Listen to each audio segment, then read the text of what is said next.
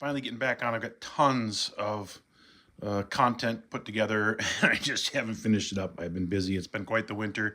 As you will see, as I put together some of the stuff and get it posted on there, had one of the coldest stretches we've had in a long time, pushing 60 below. And just that means a lot of work. It means a lot of staying on top of things and just surviving. So, going to start today with I actually had my son out here during Thanksgiving, so we're going way back. And we started talking about some of the science fair projects that we used to do with them as kids when they were in high school. Loved the Popular Science monthly magazine. My mom subscribed me to that for as long as I can remember after I left home, and was still getting it when I came out here to Alaska. My kids were growing up, and they would beat me to the magazine. I would come home and find one of my kids sitting there reading it. Just tickled me, warmed my heart. I loved it. And we, from that, stemmed a lot of excitement for when science fair would come.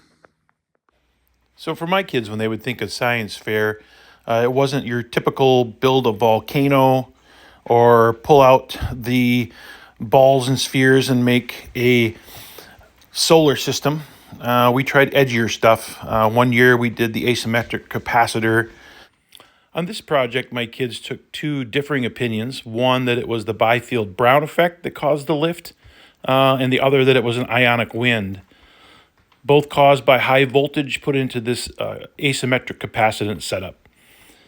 One year, the science teachers challenged all of the children to find ways to produce power and creative ways. This one here is my daughter. She had seen this thing called a shark fin pump, and it vacillates back and forth in a moving fluid, causing the magnets to go back and forth and create electricity. My son John, as he'll share here shortly, took a different bent with an idea that he had, and we're here. He's working and researching, and we'll let John share the rest. So, what do you first remember about the science fair project that ended up in the Minto Wheel?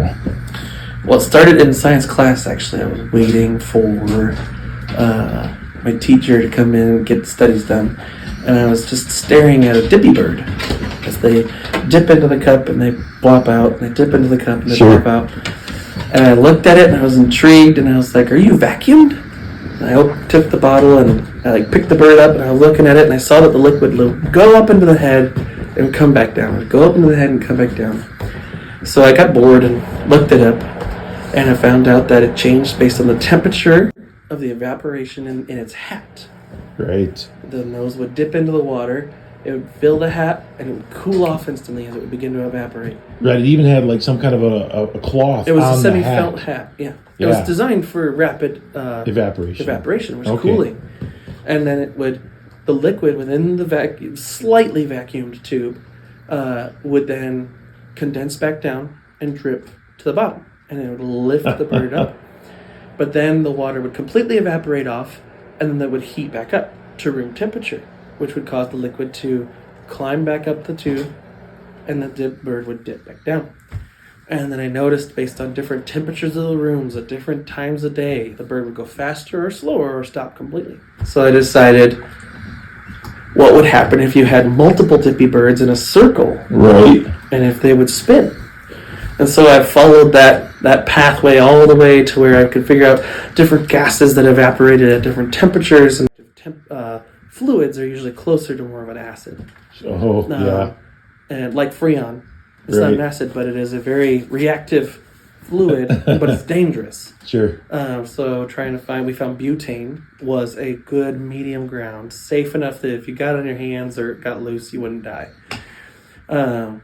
And if you made the tubes long enough and reactive enough, exchanging of temperature, you could get it to spin. And then I found online that someone had done it in the past, but that they only did it for fun, really, and it didn't really get very far, and they never went down that line. So I figured, why not do it to see what loopholes they ran into, what things stopped them from creating it. And more often than not, I found that it was because they tried to run these Minto wheels, because the man who invented it was Minto.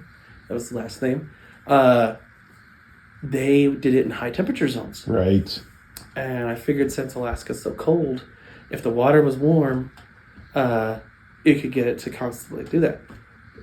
It kind of did. John pulled me into his project, and we first tried melting glass to make glass bulbs. Then pulling something from one of my old projects, grabbed these baseboard fins and put them on the end of 3/4 or 3/8 copper pipe, and made a series of S's that we put in a row, and it worked quite well. His idea was quite amazing, very successful. We got it to run, and we found that it was actually best when the temperatures were very close. Because if it evaporated and stayed hot for too long, the wheel would come to a slow. Waiting for it to cool down. And it was actually better in less extremes. Sure. Because it could evaporate, condense, evaporate, condense, evaporate, condense at a higher speed. Yeah.